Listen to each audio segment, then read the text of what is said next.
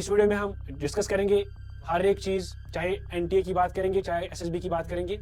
क्या रीनीट हो सकता है, क्या रीनीट पॉसिबल है, क्या रीनीट होना चाहिए। उस पे एजुकेशन मिनिस्टर सर ने क्या काउंसलिंग में कोई डिले होगा। बहुत सारे एलिगेशंस लगे थे इस पे कि पेपर लीक हुआ था, 24 लाख में पेपर बिका था। उस पे बहुत सारे केसेस सुप्रीम कोर्ट में भी चले गए। उसके बाद अगर हम बात करेंगे जेके एसएसबी, उसमें बहुत सारे एलिगेशंस लगे थे। अस्सलाम वालेकुम वरहमतुल्लाहि वबरकातुहू। Dear students, hope you are doing fine. जैसा कि आपको पता ही है, नीट 2024 का रिजल्ट 4 जून को डिक्लेयर हुआ था। उसके बाद बहुत सारे एलिगेशंस लगी थी उस पर। अगर हम नेट की बात करेंगे, उसमें बहुत सारे एलिगेशंस आई थी। उसके बाद अगर हम जेके एसएसबी की बात करेंगे, उस पर भी बहुत सारे एलिगेशंस लगी थी। तो इस वीडियो में हम डिस्कस करेंगे हर एक चीज, चाहे एनटीए की बात करेंगे, चाहे एसएसबी की बात करेंगे। ये जो वीडियो है ये एंड तक देखना।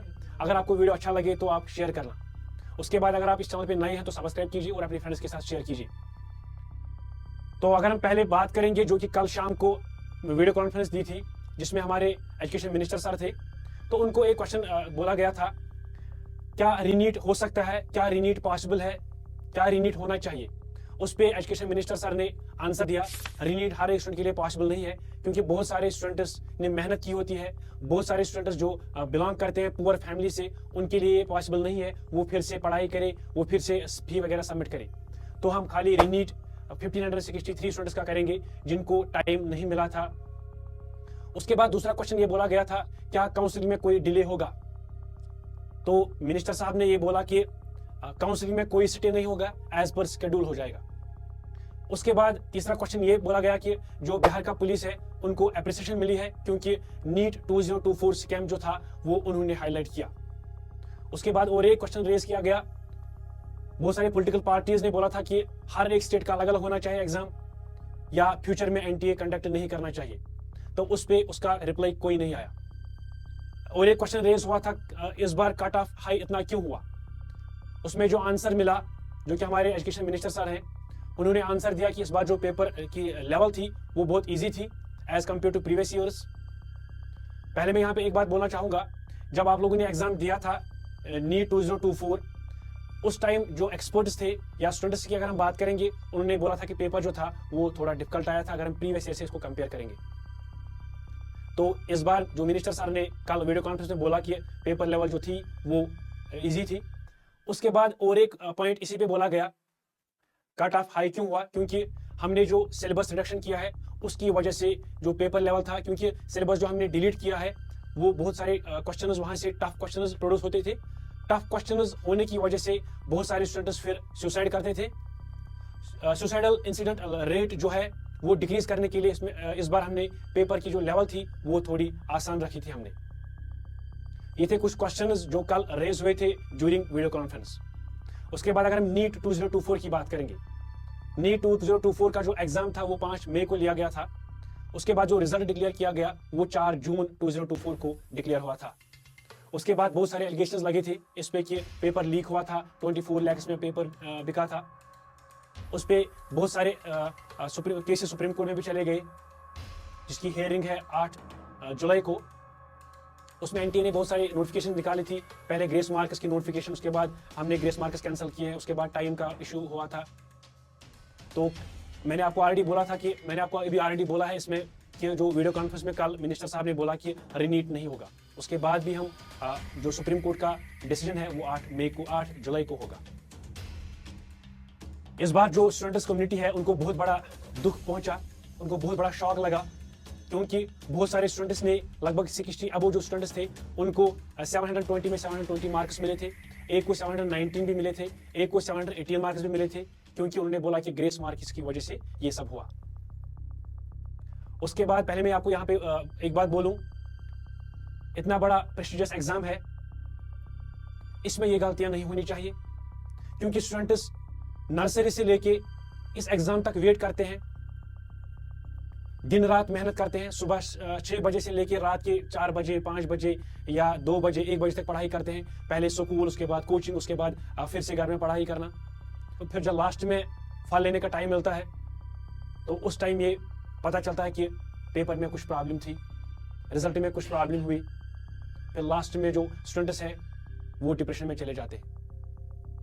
इतना बड़ा एग्जाम जो है नीट की अगर हम बात करेंगे, ये बहुत बड़ा एग्जाम है, ऑल ओवर इंडिया एग्जाम होता है, इसमें ये गलतियां नहीं होनी चाहिए। जिसने पेपर सेट किया होता है, पेपर में भी करेक्शंस होती है। अगर हम इस बार बात करेंगे, जो फिजिक्स का एक क्वेश्चन आया था वो एटम्स पे, प्रीवियस जो बुक थी, जो सिलेबस था, उसमें एक पैटर्न का क्वेश्चन था, और जो नई बुक आई है उसमें जो वही क्वेश्चन जो दूसरे पैटर्न में है, उस क्वेश्चन की वजह से बहुत सारे स्टूडेंट्स को ग्रेस मार्क्स मिले हैं। तो ऐसा नहीं होना चाहिए ऐसे प्रेस्टिजियस एग्जाम में। अगर हम नेट की बात करेंगे, जिसमें 9 लाख स्टूडेंट्स ने पार्टिसिपेट किया था, 18 जून 2024 को एग्जाम लिया था रिसेंटली, 19 जून को मीडिया में आया कि पेपर लीक हुआ था।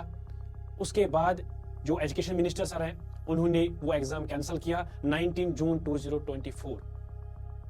उसके बाद अगर हम बात करेंगे जेके एसएसबी, उसमें बहुत सारे एलिगेशंस लगे थे। अगर हम पहले बात करेंगे fire and emergency service exam जो हुआ था, या अगर हम बात करेंगे जेई, या अगर हम बात करेंगे सब इंस्पेक्टर पुलिस, या अगर हम बात करेंगे फाइनेंस अकाउंट्स, उसमें भी हर एक एग्जाम में एलिगेशंस लगी थी। अगर हम पहले फायर एंड इमरजेंसी सर्विस का जो एग्जाम, उसकी जो नोटिफिकेशन आई थी वो 2013 में आई थी। उसके बाद 2018 में उसका एग्जाम लिया गया। रिजल्ट डिक्लेयर होने के बाद एलिगेशंस आई, फिर जो एग्जाम था वो कैंसिल किया गया, और जो वही एग्जाम फिर से लिया गया 2020 में। 2020 में जब उसका जो रिजल्ट है वो डिक्लेयर हुआ, रिजल्ट डिक्लेयर होने के बाद भी उस पर एलिगेशंस आई, क्योंकि बहुत सारे स्टूडेंट्स एक ही फैमिली के 2-2, 3-3 सिलेक्ट हुए थे। अगर हम डिस्ट्रिक्ट बड़गाम की बात करेंगे, उसमें 160 अबव स्टूडेंट्स ने क्वालिफाई किया था वो एग्जाम। उसके बाद अगर हम बात करेंगे जेई का एग्जाम जो 2022 में हुआ था, उसमें भी कुछ एलिगेशंस लगी थी। उसके बाद वो एग्जाम कैंसिल किया गया। अगर हम बात करेंगे अकाउंट्स फाइनेंस का जो एग्जाम हुआ था 2022 में, रिजल्ट डिक्लेयर होने के बाद एलिगेशंस लगी।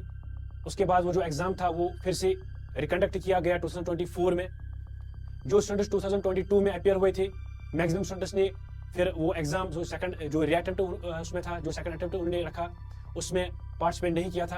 पहले एग्जाम में जो 2022 में लिया गया, उसमें 74% स्टूडेंट्स ने पार्टिसिपेट किया था। उसके बाद अगर हम बात करेंगे वही एग्जाम जो फिर से लिया गया 2024 में, उसमें खाली 43% स्टूडेंट्स ने पार्टिसिपेट किया था। क्योंकि बहुत सारे स्टूडेंट्स फिर डिप्रेशन में चले जाते हैं। बहुत सारे स्टूडेंट्स को फिर तसल्ली होती है कि क्या पता अगर हम ये एग्जाम फिर से देंगे, उसके बाद पता नहीं है कि एग्जाम होगा या री एग्जाम होगा, रिजल्ट यही होगा कि रिजल्ट में कोई प्रॉब्लम होगी।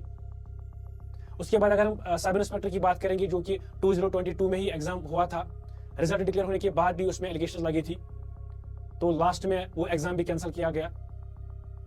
अगर हम बात करेंगे एनटीए या जेके एसएसबी की, अगर इनमें कॉन्फिडेंशियलिटी या हम क्रेडिबिलिटी या हम अकाउंटेबिलिटी कहेंगे, इनमें नहीं रही तो एग्जाम देने का फायदा क्या है। मुझे पता है कि इस वीडियो से कोई इनकलाब नहीं आएगा। एज ए स्टूडेंट मैंने ये मुनासिब समझा कि मैं इस पर एक वीडियो बनाऊं, ताकि जो हमारी स्टूडेंट कम्युनिटी है ये अपनी बात आगे रख सके। क्योंकि जो फ्यूचर में एग्जाम्स आने वाले हैं, उनमें ट्रांसपेरेंसी हो, कॉन्फिडेंशियलिटी हो, क्रेडिबिलिटी हो, अकाउंटेबिलिटी हो। अगर आपको ये वीडियो अच्छा लगा तो ये अपने फ्रेंड्स के साथ शेयर कीजिए, ताकि वो भी अवेयर हो जाए। मिलते हैं नेक्स्ट वीडियो में, तब तक के लिए इजाजत दीजिए। अल्लाह हाफिज।